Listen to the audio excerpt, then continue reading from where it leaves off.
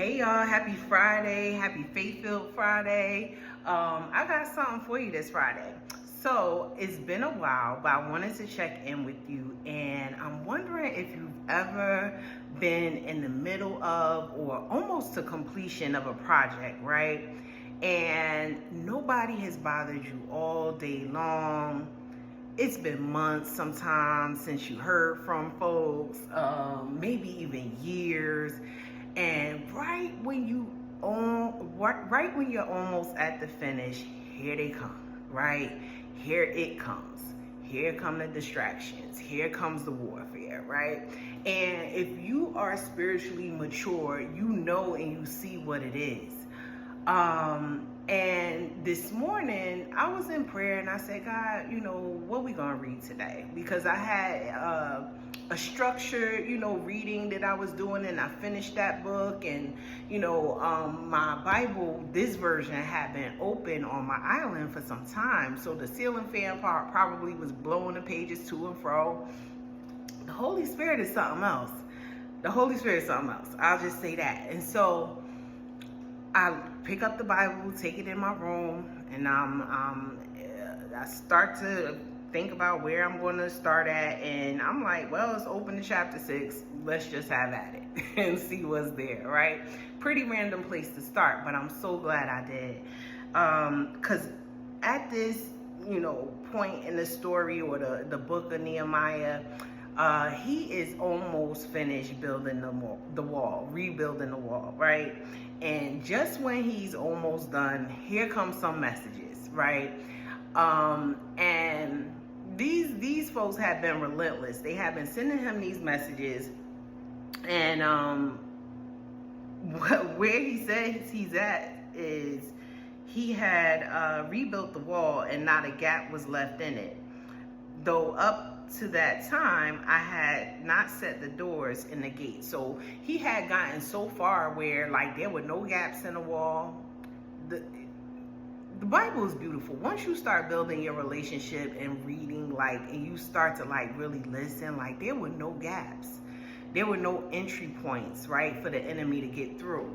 However, he had got to the point where all of that was done, but he still hadn't finished the doors. He hadn't set them in the gates, which is critical.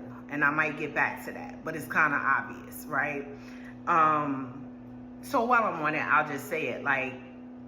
You had finished, right, what you had started. God had almost come to completion of the good work that he's done in you.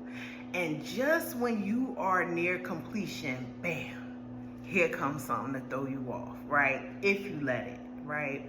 But he was very wise in how he responded. So I'm gonna move from that. I might come back to it, but I'm gonna move from that. So they're sending him these messages, and he responds. And he says, I'm carrying on a great project and cannot go down. Why should the work stop while I leave it and go down to you? What's the urgency? What's happening that I should leave this project, right? And let's just call it what it was. He was doing the work of the Lord. He was doing the work of the Lord. He was doing the work that he was assigned to do. He was moving in purpose. You name it. However you want to call it. He was about his Father's business in this moment. So he's like, why should I leave this to come and address whatever and you're not giving me any information on what you want to discuss, and I didn't want to turn this into a Bible study, but they're calling him into the plain of Ono, which was their territory, enemy's territory, right? And this is the Holy Spirit brought me to this. And so he stands on business, 10 toes down, flat-footed, you name it. He's not budging from that project, and he sends them the same response back, right? And it goes on to say that they're like, okay, so we got something for him.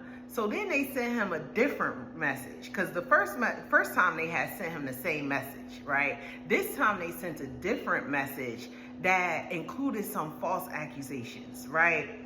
And Nehemiah is like, the hood part of me want to be like, but we're not going to do that. But if I could, he like, what the, like that.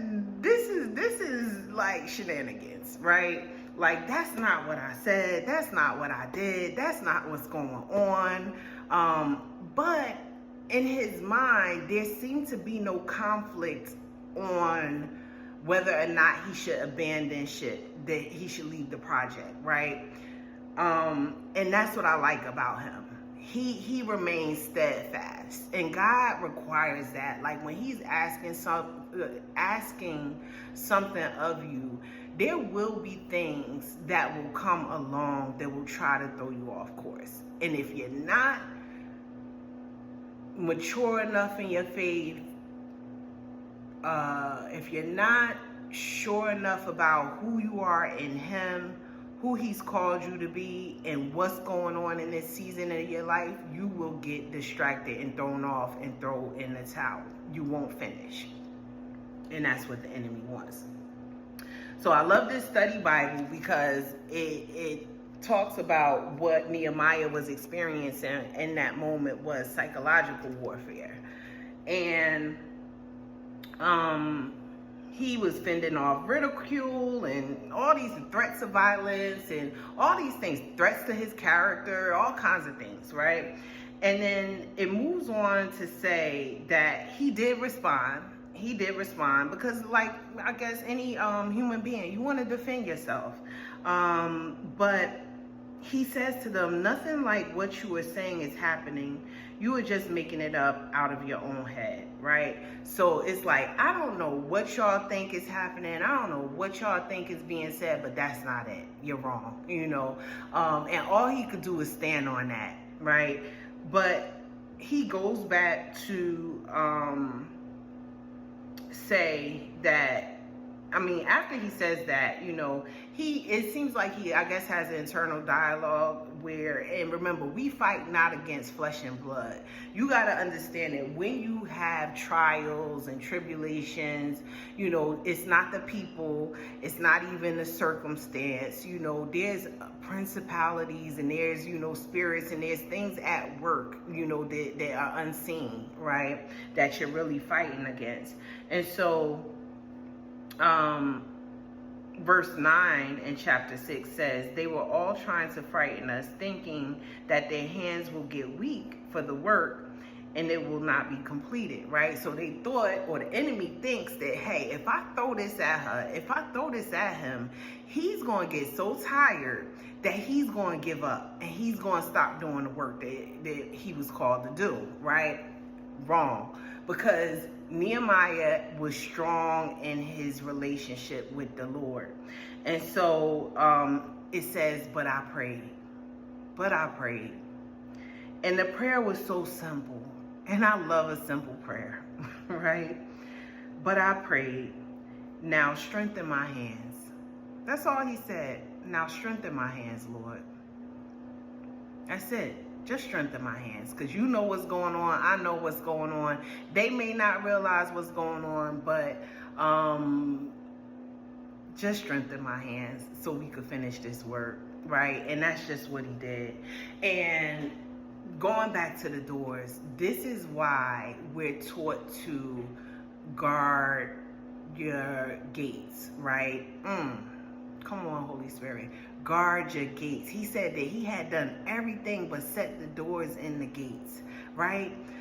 A house, generally, with the walls and, there are no openings, generally, right? Except for the doors and the windows. I don't think this wall, it doesn't appear to, I don't see any telling that it had windows in it, but it had doors. And he was smart enough not to leave that wall without the doors being set in those gates. Because if you allow it, if you give the enemy access, a point of access. He will destroy, he will infiltrate. So you have to stand 10 toes down. Build those doors. Complete the project. Finish the wall. Finish what God has asked you to do. All else will reveal itself in time, right? That's not your business. But finally, after he says his prayer, he finishes the wall and he asks God to remember him. So that's my message for you on this Faith-Filled Friday. I hope you got something from it. Don't leave no openings for the enemy to come in and destroy what you and God have built together. Remain steadfast. Allow his truth to be made known, right, by giving his name, allowing his name to be glorified, right, and allowing time to speak for itself. Have a blessed weekend. I hope you got something from this. I miss connecting with y'all like this, but you know, building a wall. That's all I'm gonna say on that note. Have a wonderful weekend, and I'll see you soon. Peace and blessings. Blessings upon blessings.